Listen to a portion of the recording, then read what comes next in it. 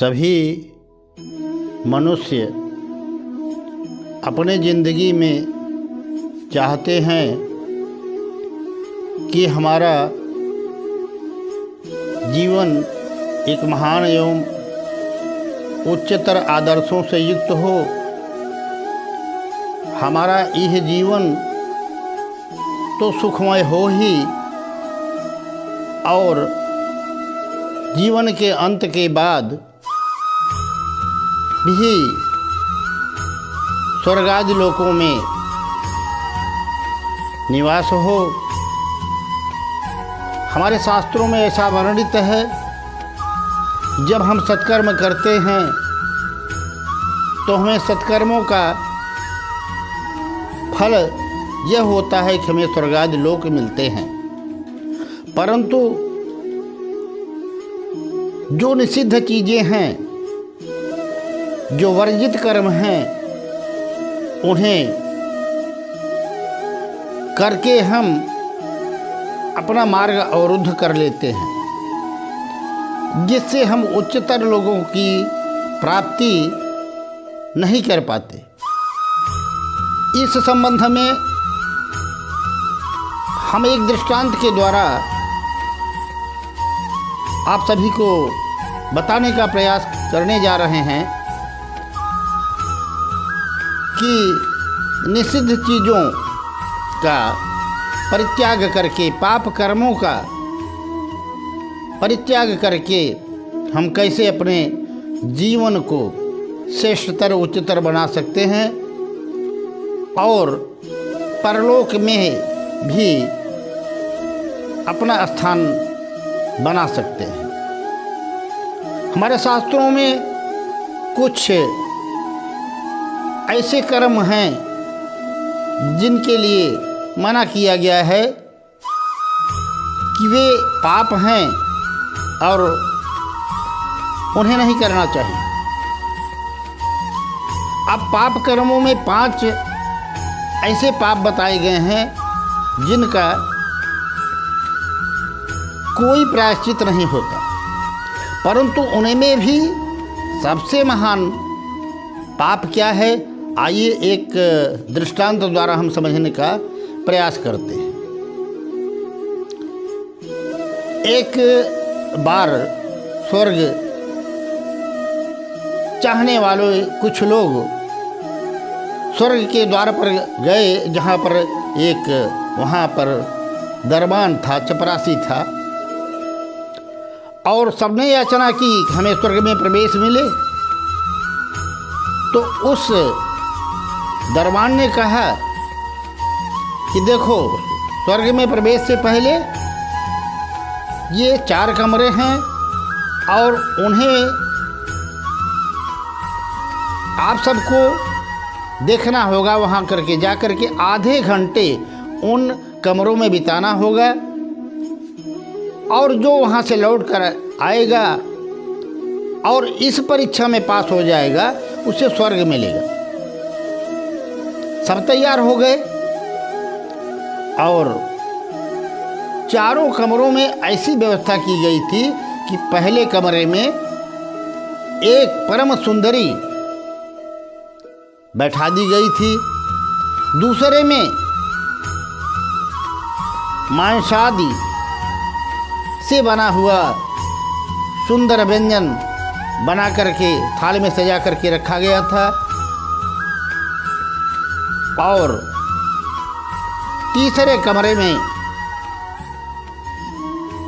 मदिरा थी, और चौथे कमरे में कुछ भी नहीं था, बिल्कुल खाली था। दरबान ने सबको भेज दिया, जाइए उन कमरों में आप आधा घंटा का समय व्यतीत करके आइए, ये आपकी परीक्षा है, अगर आप पास हो जाएंगे तो स्वर्ग में आपको प्रवेश मिलेगा। अब वहाँ पर सब लोग गए। पहले कमरे में जब गए तो देखा उस परम सुंदरी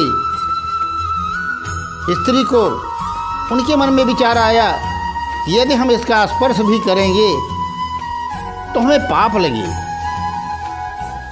ये विचार करके किसी ने भी उस सुंदर कन्या का स्पर्श तक नहीं किया, दृष्टिपात तक नहीं किया। आगे बढ़ गए। दूसरे कमरे में देखा तो मांस आदि से युक्त जो व्यंजन भोजन बना हुआ रखा था उसको भी उन्होंने ये विचार करके त्याग दिया, ये तामसी भोजन करेंगे तो हमें स्वर्ग नहीं मिलेगा। आगे बढ़ गए, तीसरे कमरे में पहुँचे और वहाँ पर उन्होंने विचार किया, ये शराब है,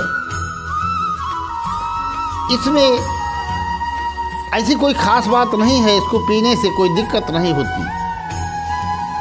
उन्होंने शराब पिया, सबने सब मिलकर के शराब का पान किया। चौथे कमरे में जब जाते हैं तो देखते हैं बिल्कुल खाली पड़ा है। अब वो शराब के नशे में थे, आधा घंटा समय बिताना था। अब वो आधा घंटा समय बिताने के लिए सोचे कि हमारा टाइम कैसे पास हो, वहाँ पर जुआ खेलना चालू कर दिए सब लोग। और जब समय पूर्ण हुआ तो लौटते समय, अब चूंकि सबने शराब पी रखी थी और उनका चित्त उनके बस में था नहीं, सभी मदहोश थे। और जब मांस वाले कमरे में आए तो शराब के प्रभाव के कारण उन्होंने उस भोजन को भी किया जो कि मांसाहारी था। खूब भोजन किया, फिर आगे बढ़े तो वह परम सुंदरी कन्या मिली, उसका भी स्पर्श किया। और जब बाहर आए तो पूर्ण रूप से ऐसा मदहोश हो गए थे कि उन्हें अपने शरीर तक का भान नहीं था। और उस दरबान ने सबको परीक्षा में फेल कर दिया। मित्रों, इस दृष्टांत से हमें यह शिक्षा मिलती है कि जिंदगी में मनुष्य सब कुछ करे तो भी उसका प्रायश्चित हो सकता है, उससे किसी तरह उसका निस्तार हो सकता है, वो बच सकता है। परंतु शराब एक ऐसा महापाप है जिसका पान करने के बाद मनुष्य का कोई प्रायश्चित नहीं होता। वह हमारे दिल दिमाग पर अपना इतना कब्जा बना लेती है कि क्या करणीय है और क्या अकरणीय है, हमें क्या करना चाहिए क्या नहीं करना चाहिए, इसका ज्ञान नहीं रह जाता। और ऐसे में मनुष्य अनेक पाप कर्म करता चला जाता है। इससे निष्कर्ष ये निकलता है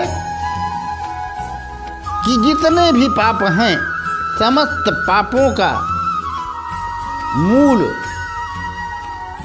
मद्यपान है, अर्थात शराब पीना। शराब 5 महापाप जो बताए हैं शास्त्रों ने, उन सब में सबसे महापाप है जिसका कोई प्रायश्चित नहीं है।